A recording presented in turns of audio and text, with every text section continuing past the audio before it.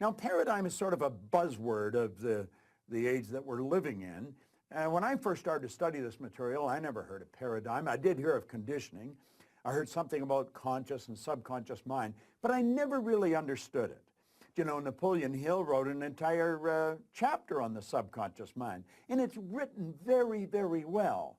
But you know, you could read it and still not properly understand it. I had a great mentor one time said, you don't understand anything until you can explain it to someone else so that they understand it. Now, you know, I had been working for 9 years trying to figure out, why did Bob change? You know, what really happened? Why did the big change take place in my mind? You remember I told you I went from about $4,000 a year to, in a relatively short period of time, to over $1 million a year. And I was not that bright. Believe me, I never got good grades when I was in school, and I never stayed there very long. And so that led me to understand that earning money and intelligence they just don't equate. You're going to find people who are functionally illiterate. They can neither read nor write, yet they're earning millions of dollars a year. You're going to find other people who are absolutely brilliant. They've got degrees coming right off the end of their business card, and yet they're broke. Now, I want you to think about this for a moment. This is really important information. Well, I had studied all these books, and I had them all over the place. I had recordings. Now, when I started, we were playing with long-playing records. See, I've been around the park for a while. And then we went into cassettes, and then, of course, to CDs. Well, I had a great library of all this material, and study, but I still didn't understand. I didn't understand why I changed. I couldn't get the picture. And then I met a man in a seminar. I heard about him first. I was living in Chicago. I was working at Nightingale Conant at the time. And somebody told me about a man that was running a seminar in Vancouver, British Columbia. Bang, I jumped on the plane and away I went. And I spent a couple of days there. This guy was so good. The second he opened his mouth, I knew he knew what he was talking about. And when his seminar was over, I went up and I said, you know, I'd really like to spend a couple of days with you. I remember him looking at his watch, and he said, well, I'd probably like to spend a couple of days with you, Bob, but he said, I've got to catch a plane. And I said, well, I've got to catch a plane too. And then he asked me, he said, where are you going? I said, I'm going home. And he said, where do you live? And I said, I live in Chicago. We said, what are you doing here? I said, I come out to hear you speak. And he looked at me. He said, you flew all the way from Chicago? I said, you know, if I had walked, it would have been worth it. You are very good, and the information you've got is even better. And he said, well, look, and I'm not going to be in Chicago anytime in the near future, but he said, I am going to be in Toronto in a couple of weeks. And I said, well, I'm from Toronto. My family's in Toronto. I'll jump on a plane and come over. It's only an hour away. And the two of us met in what was then the Skyline Hotel. We sat down what was going to be a 2 or 3 hour meeting. We were there for 3 days. And he shared something with me that literally changed my whole concept. It took everything I had been studying for 9 years and it just funneled it all into place. It was like I'd been playing with a massive jigsaw puzzle, and I couldn't get the pieces to fit. You know, frequently if we're playing with the jigsaw puzzle, I imagine you've played with one from time to time. Can you imagine if you had a jigsaw puzzle, all the pieces on the table, but there was no lid for the box, there was no picture, and you're trying to figure out how to get them to fit? You have a problem. Well, he said, that's the problem with us.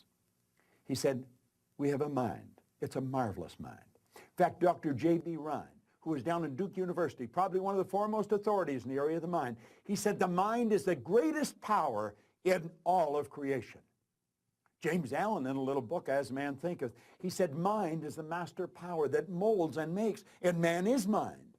And evermore he takes the tool of thought and shaping what he wills, brings forth 1,000 joys or 1,000 ills. He thinks in secret, and it comes to pass. His environment is but his looking glass. Now he said, Bob, you think simultaneously on 3 planes of understanding. I said, yeah, I know that. He says, you don't know that. He said, if you know that, you wouldn't be asking the questions that you're asking. And then he smiled. See, what he did, he wanted to get my attention. He said, you're a spiritual being, you have an intellect, and you live in a physical body. You're a triune being. You live simultaneously in 3 planes of understanding. Now, what you've got to understand is how to get those parts of you all lined up. Do you know that's called integrity, when your thoughts, feelings, and actions are all in sync. You say, well, isn't everybody like that? No. A lot of people are thinking one thing, feel another, and then doing another. There's no coordination. It's not lined up inside. Why? Because we're not taught how to line it up. Do you know there's a psychiatrist in Florida? If you went to my website, go to bobproctor.com and wander around, you'll find it somewhere. His name's Dr. John Mike. He's a leading psychiatrist, child psychiatrist. He said, I taught him more about the mind in 1 year than he had learned in 4 years of medical school and 5 years of psychiatric training. His wife, Susan, is also a psychiatrist. They were blown away when I shared with them what I'm about to share with you. Now, the man told me, he said, listen, there was a doctor in San Antonio, Texas in 1934, Dr. Thurman Fleet. And he said he was very into the healing arts. He was into the holistic health. He wanted to heal the whole person.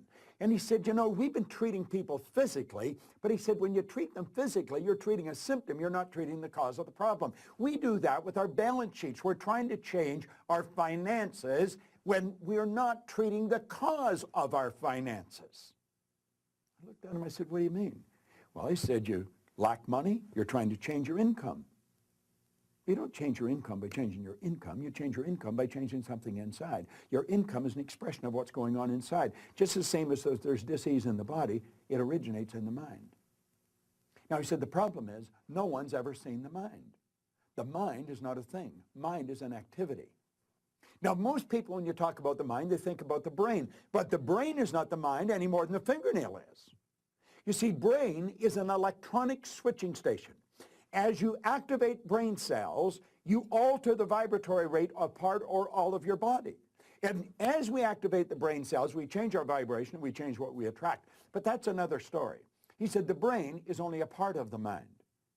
Mind is movement. Body is the manifestation of that movement. Now, this Dr. Fleet said, since nobody's ever seen the mind, I'm going to make a picture of the mind. Because he said we have to have an image to operate with. There is the picture. You look at it and you think, come on. You know, it looks like a comic character. Well, I'm going to tell you something.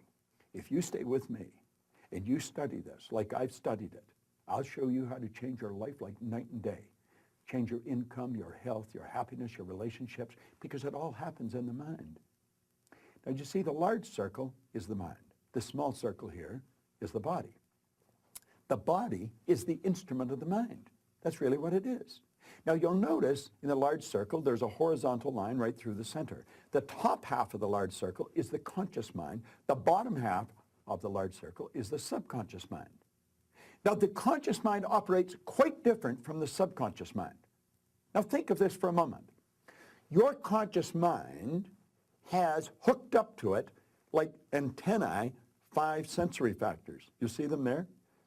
You can see, hear, smell, taste, touch. They're like little antennae sticking out of the conscious mind.